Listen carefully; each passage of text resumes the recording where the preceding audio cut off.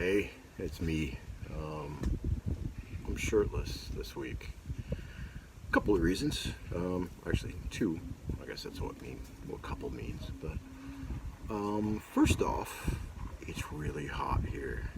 Like, kind of absurdly hot. We've had this pretty intense heat wave going on here for about a week. It's not nearly as bad as the kind of cools that what do you call it, heat wave, that Europe had last year, which was pretty brutal. But yeah, it's been pretty hot. So that's one of the reasons why I'm shirtless. The other reason why I'm shirtless, by the way, is I told you folks that I'd actually at some point make a video about going to the gym, about my experience of my body, and kind of how that relates to paganism in general, to my beliefs, to God's, and actually to my politics too. So that's the other reason why I'm shirtless. Usually I open these up with like a, kind of pan of wherever I'm sitting, but I wasn't gonna really give you guys a crazy tour of my body. That's a little, If you want that, check out my OnlyFans page that's coming up soon. I'll tell you guys that. I'll tell you about that in a bit. But yeah. So when I was younger, I hated my body. Absolutely, completely hated it. I didn't feel right in it. I didn't like it. I didn't like the feelings it gave me. I didn't like being in a body. I loved the idea at that time of kind of the Gnostic idea that, we're souls and trapped inside of a body, that the body is somehow bad and our soul is good and inviolate, some amazing pure thing that is unfortunately, oh, hello cat. She's gonna say hi for a moment and then she's gonna go away because she does not like being held. No, okay, sorry to violate your consent there. You ready? Okay, anyway, that was Lily. So,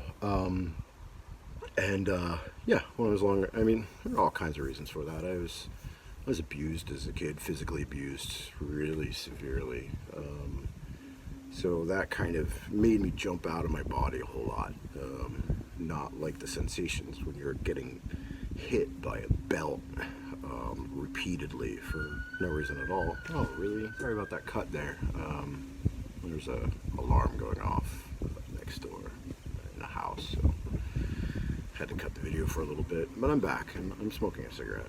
Speaking of body, but I'll talk about that in a bit too. So, as I was saying, like when I was young, I hated my body.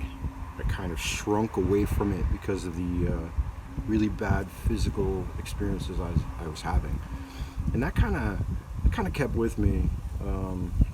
I was, maybe you know this, I was evangelical fundamentalist Christian for a while. They really hate the body. I was also severely obese. I've kind of showed some pictures of people there about what I look like before. Maybe I'll include one here. But I was incredibly, I was so fat it was very difficult to walk around. As I said, all of that came from me hating my body and also being divorced from it, separated from that. In my early 20s, things got a little bit better. I kind of embraced my sexuality, which helps a lot to kind of start experiencing your body in a good way again. So that was really helpful. But again, I never really liked this thing. It's like, I don't really want to be trapped in this, Everything up here is great, but the rest of my body, And I felt that way most of my 20s and vast majority of my 30s too. It's just, there were times when I was really in shape, which was good, but for the most part I wasn't. And so fast forward to a few years ago. I had this experience where I just kind of felt like I'm old enough now. I should start kind of dealing with that, not liking my body. And a good part of that too was Druidry and also witchcraft. I had had this really profound conversation with two of my friends, Peter Gray and Alkistis Damesh. You might know them. They publish through Scarlet Imprint. And their witchcraft is very embodied. In fact, not just embodied, but one of the things that they're always saying is that that witchcraft comes from the body. It stems from the body. It is the body. And that the idea of this separation between our minds and our bodies, is a Western Calvinist capitalist creation that divorces us from experience. And one way I heard it described, and I believe it was them who described it, was that the brain is not a sensory organ. Our skin, our eyes, our ears, our nose, our tongue, those are sensory organs. Those are where senses come in, as well as other strange places in our body that we don't really name. We don't have names for. The idea of a sixth sense or whatever. There's probably thousands of them, but we've just categorized them into 5. And the problem, though, is we treat our brains as if they're sense organs. We treat them as if they are the ones that are capable of telling us not just about the sensations we're having, but sensing things. We tend to get paranoia comes from this. A lot of the neuroses, where we falsely assume an idea of ours is actually a sensation. We think, oh, someone hates me, or I'm afraid of this person, or whatever. You can look at racism. Kind of comes from this, like, no person might be attacking that person or ever have done that, but the people who have this fear of black people, for instance, they are believing that their thoughts are actual information about the world when they're not. So when I started kind of thinking about that, I started realizing, oh yeah, I have a body. I'm not really super happy with it, but this is how I know everything about the world from this, and even, your brain can't take in any information and do anything with it without your eyes or your ears or touch or whatever, so there's no knowledge without the body. Because there's no knowledge without the body, therefore there's no witchcraft without the body. There's no magic without the body. So I started thinking about that for a long time. And that kind of helped, and I started working out a little bit at home, getting myself a little bit more comfortable with doing harder things than I normally let my body do. But what really changed for me was, I guess this was about 2 years now, maybe right about this time, maybe a little bit before. I had this series of strange events and dreams, and I don't even know how to describe it, like something was talking to me. Someone, actually. Let me be clear about that. That someone was Odin, as far as I'm concerned, and as far as I know. I believe it was Odin. It was like, hey, you got to do something with this. And I was like, oh, yeah, that's a nice idea, when people are like, maybe you should go for a walk or something. No. This guy was like, no, or else. And it seemed like it wasn't a health threat, really. It was just or else. So I did something I'd never done before, which was signed up for a day pass at a gym. I'm like, all right, I'll go to my first gym in my entire life. Oh God, was it terrifying. Honestly terrifying, all these other people who are all like really built, and actually that's not true. But the sense that everybody around you was really well built, and they all knew what they were doing, and they're all like better than you, and you don't know what you're doing at all, and why are you there? And so I was there, I think, for a half hour, and then I got the fuck out of there.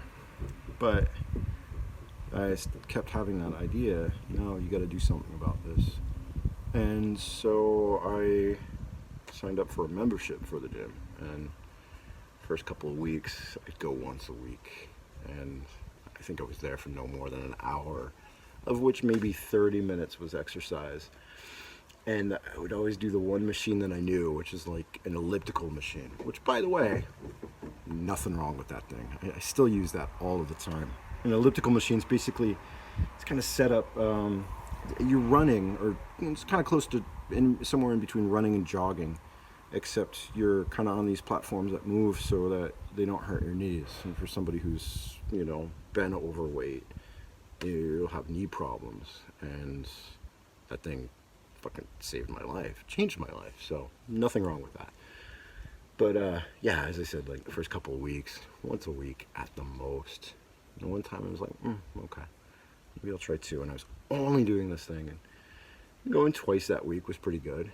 And then, man, I was doing all these funny things, like not changing at the gym. I would change before, and then like walk home in all of my sweaty clothes because I was ashamed of my body and not feeling comfortable with it, being around other nude dudes who are,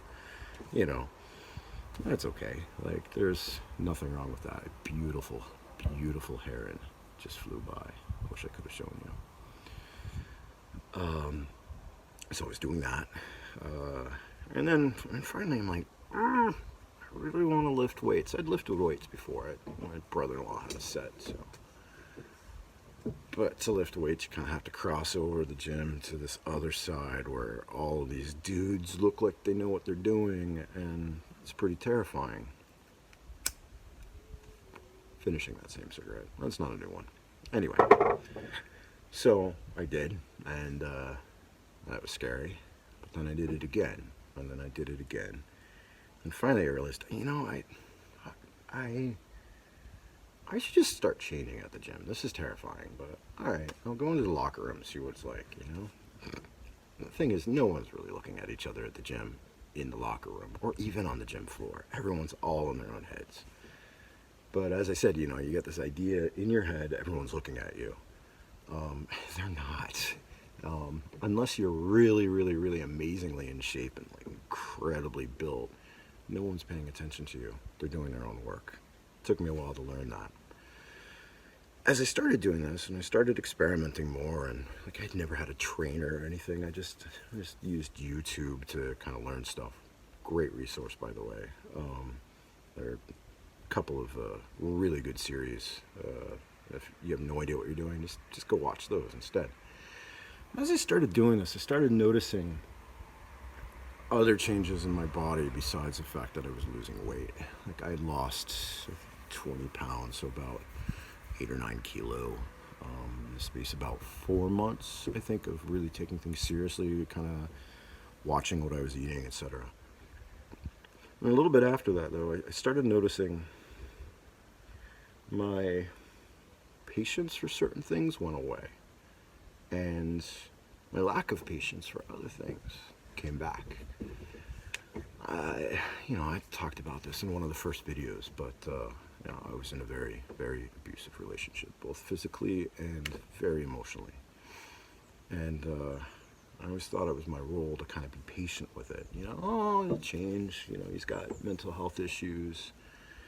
Well, maybe it was really my fault, etc. One of the first things that started going away when my body started working was that those things started sounding like lies. That, no, wait, he hit me, so it's his fault, not mine. I won't go into all of that, but all those little things suddenly made no sense anymore. I had no patience for that. And instead what I did, I ended up having a lot more patience for other things, for writing, for gardening, for my cat. Where I would happily just sit there for hours and write, or happily sit there for hours and play with my cat, or play in the garden, because I liked the sensations. I liked what it felt like in my body. I was no longer afraid of this thing. No longer hated being flesh. And then so that, as I said, that working out kind of emotionally and physically helped me get out of this abusive relationship. It's also done a lot of other things too. As I said, that patience for for things that I don't need to be patient for went away.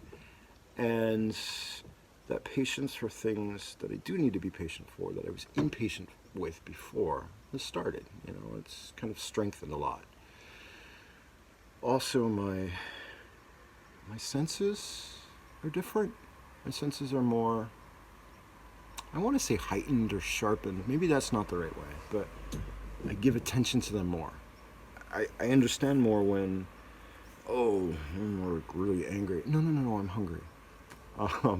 Or, everything's really awful. Oh, I haven't drank water for a while. Or, I can't do anything today. Everything is, I fucking hate my job. I hate everything. No, I didn't get enough sleep. And that connection between what my body needs and what I'm trying to do has significantly helped me be more myself, I guess. So, and also that has changed my relationship with my gods. As I said, like, it was Odin who pushed me. I think the other gods had tried to push me before, but I didn't listen. But Odin was like, nope, you do this or else. I'm like, okay. So I did. I still do. Now, I won't talk too much about my routine because this isn't a fitness series. It's a druidic series. But, I now go twice a week. I'm there for 2 hours minimum. Always pushing myself. But always pushing myself in a way that I know my body wants, my body needs. Never pushing myself in a way that's like, no, that's gonna hurt. No, I don't do that. And it's changed the way I feel the gods. It's changed the way I feel myself and my relationship to them, as well as my relationship to other people. Sorry about that. One more jump. Got interrupted. But as I was saying, it's changed my relationship to the gods. God. Okay. Yeah. Sorry about that jump. I just got interrupted. But so as I said, working out, changing my body has changed my relationship to my gods, because it's changed the way that I see myself, and it's changed the way that I feel myself, and how I see other people and feel other people. At the very minimum, one could say it created a lot of self-confidence. That self-confidence is not even really quite the right word. It's self-knowledge, self-sensing of yourself, feeling yourself, knowing what it's like to be a self who is also a body. And the last point I'd like to make on this, I've quoted Sylvia Federici a lot, I think, definitely in my writing, but she pointed out that one of the first things capitalism had to do in order to create a working class, in order to collectively discipline us into becoming servile, in order to become good workers, was to separate us from our bodies.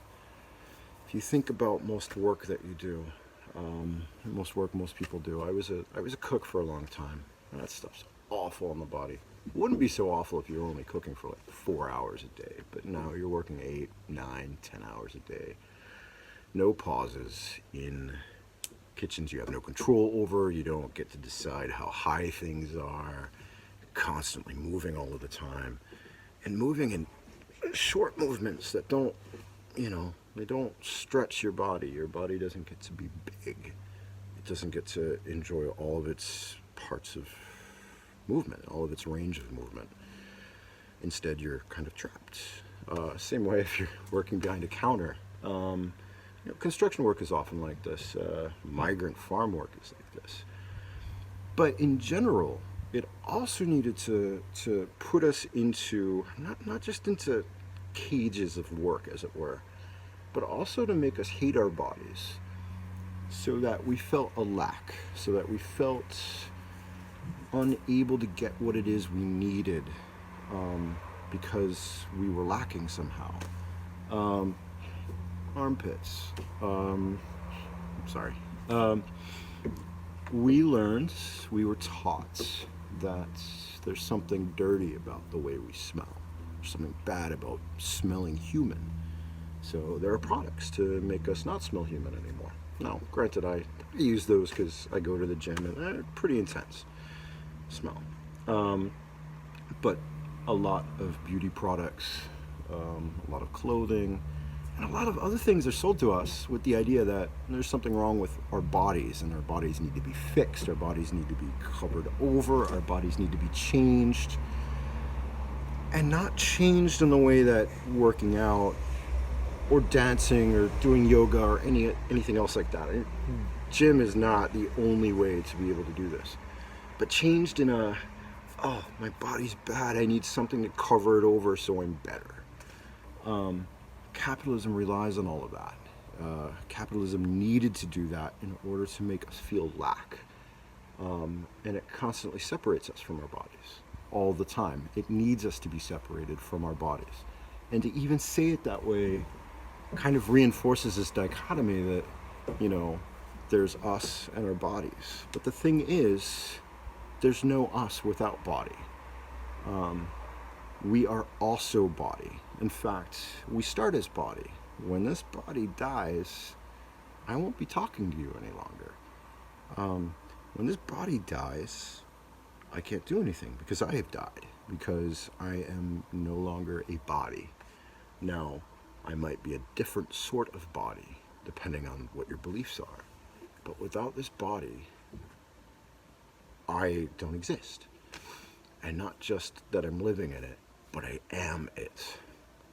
So, yeah. Anyway, so that's everything I learned from working out. And hope you don't mind the shirtless thing here. I'll flex a little bit for you.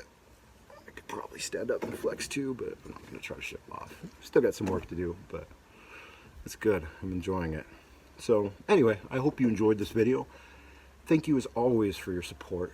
And and I mentioned a little bit ago, right? So at some point, I'm pretty sure, be doing a video series. This won't be on Patreon. This will have to be somewhere else because it's going to be pornographically educational. Long story on that, but basically I'm going to be doing pornographic videos with Marxist theory scrolling across the screen while it's happening. And speaking of erotic things, I have a book coming out very, very, very soon. As you've been reading for a while, I know I took a very long pause from writing it, but The Provisioner, my erotic fantasy novella about a guy who gets enlisted to hunt the last wolf alive and gets embroiled in a imperial conspiracy and some other things. That's almost done, and I'm going to be publishing that through Amazon. So those two things are coming up, and again, thank you so much for all of your support. Be well, and be a body, because you are. Bye.